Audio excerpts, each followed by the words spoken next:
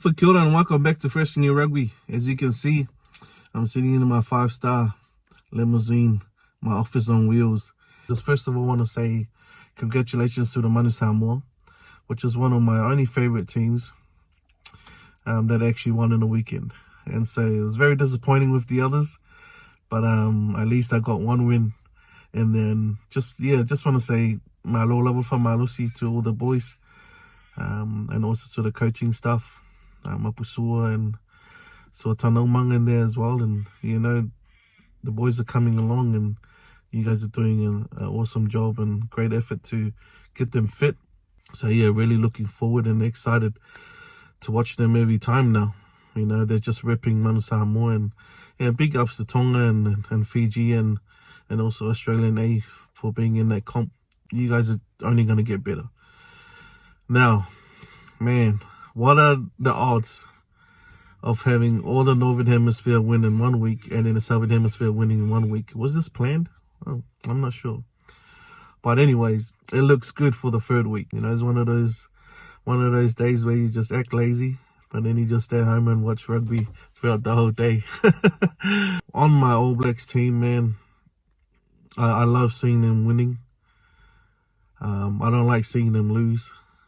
But when they lose to a good side like Ireland, man, I got nothing but respect for Ireland. I mean, the same effort they put out in the first week, it didn't work out for them. But in the second week, they didn't change.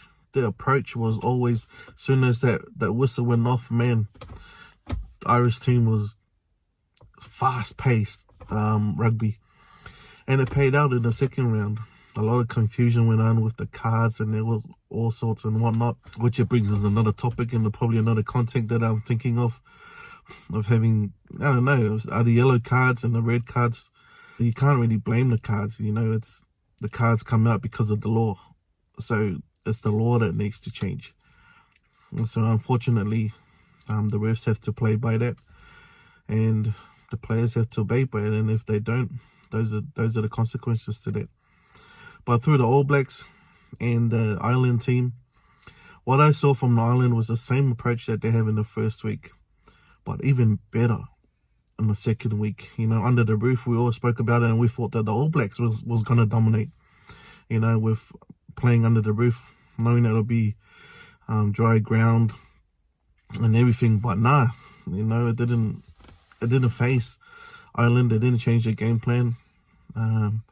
But one thing that I loved about Ireland, although the All Blacks were playing with, 14 players or 13 players at stages, they never fade away from the structure that they play. Just because they were winning and they were playing against less players, they didn't have the mindset of going away from the structure. And that was good. And then that's something that I've learned as a person that, wanting to be trying to be building a coach career. It's important that, once you're winning, you don't all of a sudden say, oh, now you can play whatever you like. I learned a lot from these top teams, and I respect their coaches a lot. Every single player, man. And so Ireland, loved them, man. Loved every minute. The pressure was on from the first minute to the last. And that was great to see. Good thing is about having these Northern team playing against the All Blacks, or the Southern teams as well. I feel like the Northern teams are more adjusted to the laws of rugby at this stage, where the Southern teams are, they're getting penalised a lot for that. I don't know, you can blame it on the coaches and for not educating or whatever, but it's good. The All Blacks, now a lot of people might say that the All Blacks lost because we didn't have the same players. Look, I'll be honest.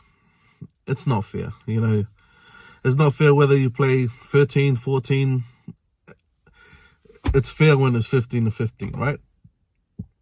That's the logic. That's a no-brainer. That's a fair game. But that's not Ireland's fault. That wasn't Ireland's fault where the All Blacks played with 13 and 14. I did miss Ardie Savea, man. I thought when he went off, the All Blacks needed Ardie Savea in there. And I know Dalton Pali is a good player, and he will become a great one, no doubt. But because of the experience, I would rather have Ardie Savea in there. And he was a big miss, man. Big miss. Even before the cards came, I felt the All Blacks were losing. You know, I sensed that. Like, just the pressure that the island were putting on the All Blacks. Now, I have to say this with full honesty, because I love rugby. Like I said, I don't like seeing my All Blacks get beaten. But I love to learn. But the All Blacks defense line was tested from the get-go all the way to the last minute, man. Because of the way Ireland was playing, they were really quick. It did not give the All Blacks enough time to set their defense. If you can go back and watch the game again, you will see it. Because the pace that Ireland was playing the game, the All Blacks never had that straight line that is beautiful to watch. You know, moving up together, moving back, moving up. We didn't really have that going. And obviously, when one person moves up faster than the other, you know, obviously holes are going to be created. And when you have a master like Sexton, boy, that man can play. What happened on Saturday? Our defense was tested, man. It really was. And it was good to be tested by another great team. It's only going to be better for the All Blacks.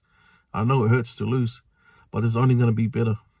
You know, another thing that I saw, the All Blacks did a lot on their defense. They didn't commit a lot of people to the ruck.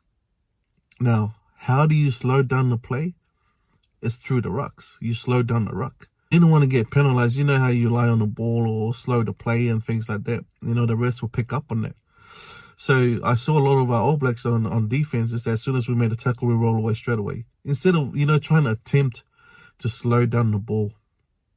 The faster we were off the tackles, the quicker Ireland was able to, man, that halfback, man, bro, he was just throwing missiles all night with his passing, man. But it was great to watch. Seriously, it was. You know, and so Sexton was always on point, always where he needed to be. And the game was well controlled.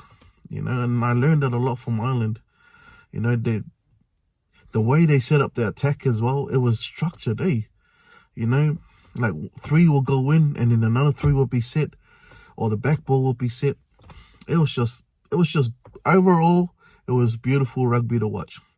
But that was my analysis of what I saw in the game between the All Blacks and Ireland of why we lost. You know, obviously, on defense, you can't be missing tackles. We made a lot of tackles, the All Blacks did, but we didn't stick to it. What I mean by that is, you know, you could make a big hit, but then the player just bounced off you. Or, you know, like it happened on Saturday. You guys go back and count the missed tackles. You know, very uncharacteristic for the All Blacks, but it's good learning. You know, no one can. You know, the good thing is when you watch yourself, especially when they review their games and they see themselves missing those tackles, you know what's going to happen? They're going to become better because of that. They're gonna want to be better because of that. And so therefore, that's why I said it's good. You know, it's not bad.